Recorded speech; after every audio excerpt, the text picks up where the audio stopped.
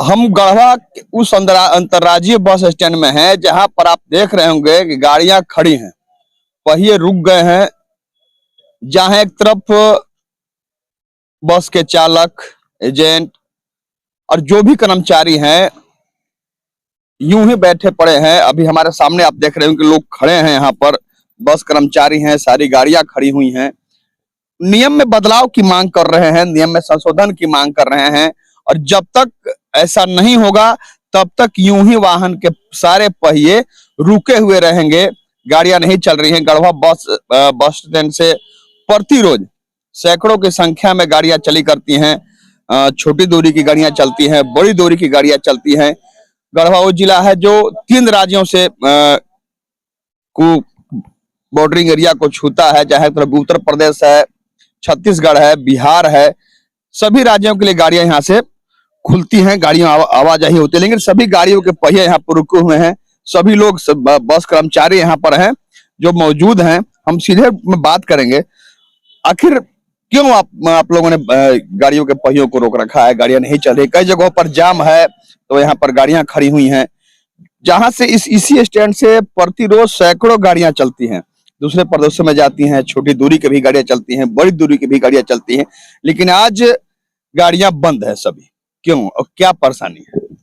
देखिए, रीजन यही है, जो केंद्र सरकार में जो अमित शाह जी ने जो नया कानून जो लगाए हैं, उसमें कोई भी ड्राइवर, हर गरीब ड्राइवर जो गाड़ी चलाते हैं, उनका कहना, चाहे हम लोग सब ड्राइवर भाई लोग जितना खड़े हैं सब लोग, उनका कहना ये है कि हम लोग के बस की चीज नहीं है जो 10 साल हम लोग सजा भी काटे और 10 लाख रुपए जुर्माना भी भरे।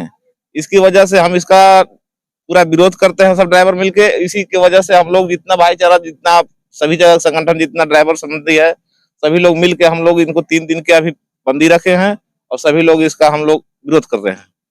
सही बात है, चालक इतना मजबूत नहीं होता, इतनी कमाई नहीं होती है कि उसकी भरपाई कर सके। जो नियम लाया गया है उस नियम को पालन करने के लिए वो सक्षम नहीं हो सकते हैं चालक।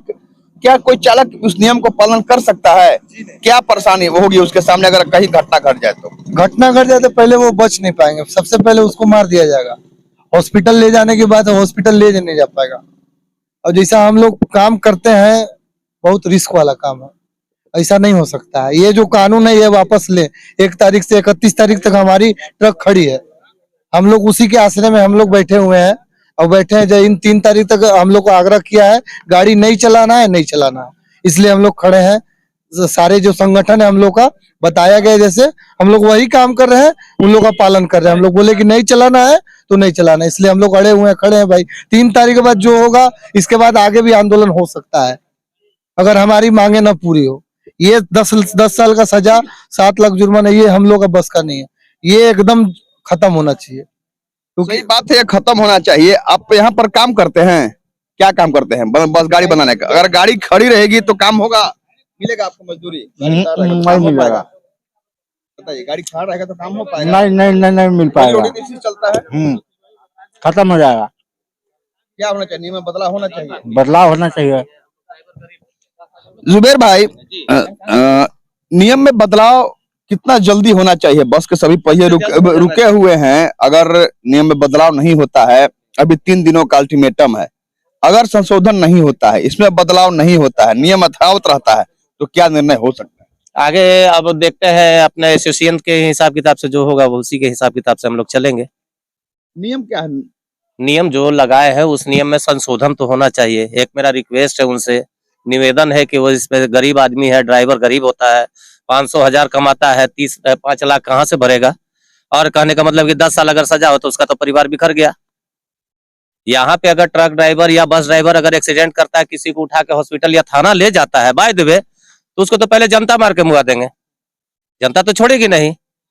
और जब उसको ले जाने के बाद तो ड्राइवर तो डर से भागता है कि मार ना खाए। और अगर नहीं ले जाता है तो उस पर केस होगा तो ये तो मालिक एक्सेप्ट तो नहीं करेंगे, इसको ड्राइवर को एक्सेप्ट करना है। और ड्राइवर जब एक्सेप्ट करेगा तो भाई कहाँ से चलाएगा? गरीब आदमी है, 500 कमाएगा, 1000 कमाएगा, ज्यादा से ज्यादा। 10 साल बाद कोई चालक या कभी नहीं चाहता है कि हमसे दुर्घटना हो जाती है। ऐसे में निश्चित रूप से उसको पब्लिक से सामना करना पड़ेगा। सबसे पहले मामला दर्ज होना, जेल जाना, मुआवजा देना, ये तो अलग बात है। ये तो बिल्कुल है, लेकिन कोई भी ड्राइवर ऐसा चाहता है कि हमसे एक चिड़िया ना छिप, हमसे एक्सीडेंट हो, हमसे एक बिल्ली कुत्ता भी ना छिपाए, ये चाहता है। रही बात कि कोई अकस्मात आ गया, एक्सीडेंट हो ही गया, ये मशीनरी चीज है, कहीं भी किसी प्रकार का फॉल्ट हो सकता है। ब्रेक फेल हो गया, गाड़ी कहीं पर जाके लड़ गई, या किसी में धक्का मार दिया, तब उसमें तो दोषी ड्राइवर कहलाएंगे। इसमें संशोधन होना ही चाहिए। इसमें संशोधन होना चाहिए। अगर संशोधन नहीं होता है, तभी आप देख रहे हैं 2 रोज हुआ है जुबेर भाई, 2 रोज हुआ है अभी, 2 रोज हुआ है, 1 रोज और बाकी है। 3 रोज की चेतावनी है, सभी गाड़ियां रुकी हुई हैं। कई जगह पर आप देखे होंगे कि जाम लगा हुआ है, लोग गाड़ियों के पहियों को सड़क पर खड़ा करके गाड़ियां खड़ी करके जाम लगाए हुए हैं। मांग बस यही है कि हम इस नियम का पालन करने में असमर्थ हैं। हम ऐसे चालक हैं जो मजदूरी की श्रेणी में आते हैं, हम उतनी भरपाई नहीं कर पाएंगे। कोई चालक, सही बात है, चाहे तो एक बाइक चलाता हो, चाहे बड़ी गाड़ियां चलाता हो, वो कभी नहीं चाहता है कि हमसे कभी कोई दुर्घटना हो। दुर्घटना हो जाती है, अगर दुर्घटना हो जाती है तो आप सबसे पहले लोग आक्रोशित होते हैं उस जगह पर। आपका भी निश्चित रूप से कभी न कभी सामना हुआ होगा। तो आप समझिए कि अगर चालक वहां उतर करके और लोग जो आक्रोशित होंगे वो किस तरह उनका सामना करेगा, ये सोचने की बात है। आप बेशक समझ सकते हैं।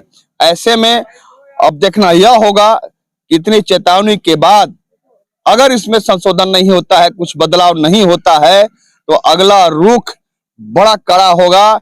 गाड़ियों के सारे पहिए रुक जाएंगे, गाड़ियां जहां के तहां खड़ी रहेंगी, जिस तरह आज गढ़वा बस स्टैंड में खड़ी हैं।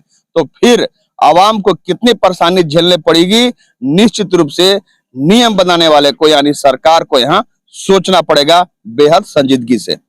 धन्यवाद। ऑक्सफोर्ड पब्लिक स्कूल में आगामी सत्र 2024-25 के लिए कक्षा प्री नर्सरी से कक्षा 8 तक का नामांकन प्रारंभ हो चुका है। हमारे यहाँ सीट सीमित है, यथाशीघ्र नामांकन करवाएं। बच्चों के लिए स्मार्ट क्लास, प्रत्येक कक्षा में अधिकतम 40 बच्चों के लिए सीटिंग व्यवस्था, वातानुकूलित कक्षा, अनेक प्रकार के हाई टेक लैब्स जैसे physics lab, chemistry lab, bio lab, composite lab, computer lab, maths lab, library, extra activity room, art and craft room, sports room आदि मुख्य रूप से उपलब्ध हैं। दूर दराज से आने वाले विद्यार्थियों के लिए वाहन की भी संपूर्ण व्यवस्था। हमारा पता है Oxford public school, Narayanpur, Tandwa, Garhwa. हमारा संपर्क सूत्र है 9031474750।